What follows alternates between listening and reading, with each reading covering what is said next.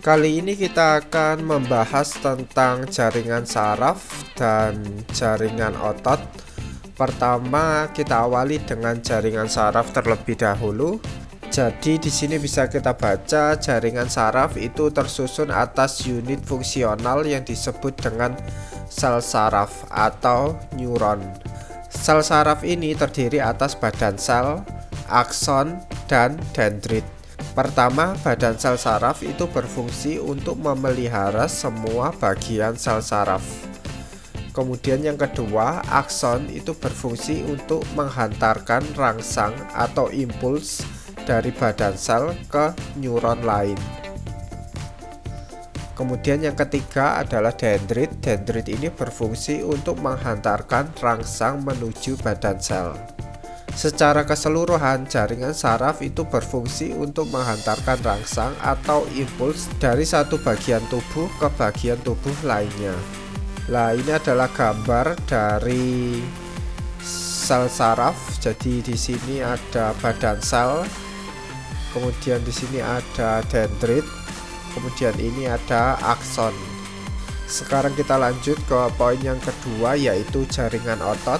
Jaringan otot itu tersusun atas sel-sel otot yang memiliki kemampuan untuk berkontraksi atau memendek dan berelaksasi atau memanjang.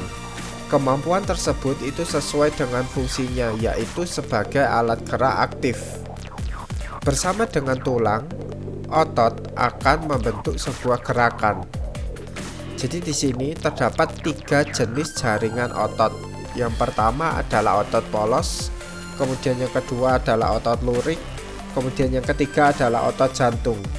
Yang A ini adalah gambar dari otot lurik, kemudian yang B ini adalah gambar dari otot polos, kemudian yang C ini adalah gambar dari otot jantung.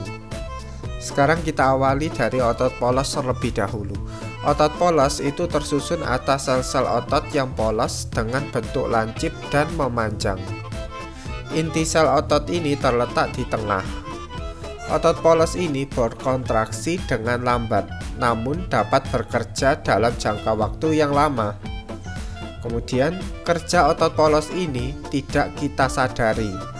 Sifat seperti ini disebut dengan gerak otonom atau involuntar. Otot polos itu terdapat pada saluran pencernaan, kantung kemih, pembuluh darah, dan saluran pernapasan. Sekarang yang kedua adalah otot lurik. Otot lurik itu tersusun atas sel-sel yang berbentuk silinder yang sangat panjang. Otot lurik itu memiliki inti di bagian tepi sel.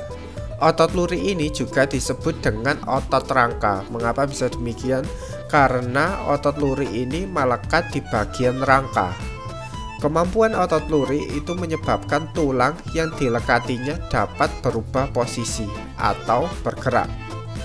Gerak otot rangka atau otot lurik ini merupakan gerakan dengan kesadaran kita, sehingga disebut dengan gerak voluntar.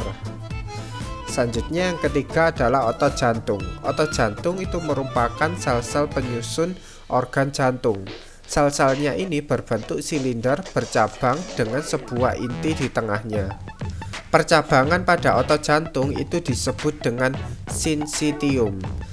Gerak otot jantung ini di bawah kesadaran kita atau involuntar, atau bahasa mudahnya kita tidak menyadari akan adanya gerak otot jantung ini.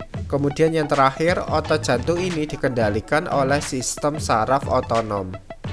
Bagi Anda yang belum melihat video saya tentang struktur dan fungsi jaringan hewan, saya sarankan untuk melihat videonya di sebelah kiri video ini.